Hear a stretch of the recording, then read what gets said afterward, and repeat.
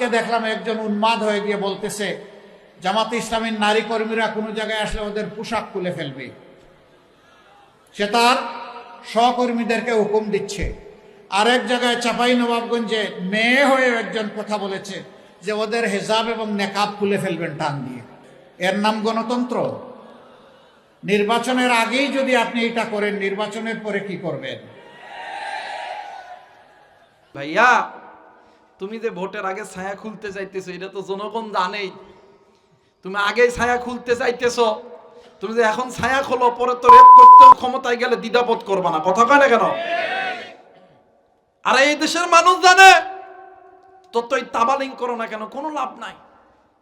সূর্য একবার যখন ডুবেছে, রাত গভীর হয়ে গেছিল, অনেক দিন রাতের অন্ধকারে ছিলাম, কিন্তু আল্লাহ বলেন রাত যত গভীর হয়, এই জমিনে যত অন্ধকার নেমে আসে, তত তাড়াতাড়ি কিন্তু সকালের সূর্য উদিত হয়।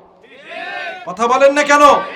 আজকে যারা ক্ষমতায় যাওয়ার লোভে ইসলামকে নিয়ে যারা কটূক্তি করেন, যারা আল্লাহর বিরুদ্ধে যারা কথা বলেন, আপনারা দেশের কি সেবা করবেন? আপনারা ক্ষমতায় যাওয়ার আগেই কম যে মহিলাদের পায়জামা খুললে নেবো, ছায়া খুললে নেবো, তাহলে তো ক্ষমতায় গেলে বুঝতে পারছে আপনারা তো ধর্ষণের প্রতি দ্বিধাবোধ করবেন না।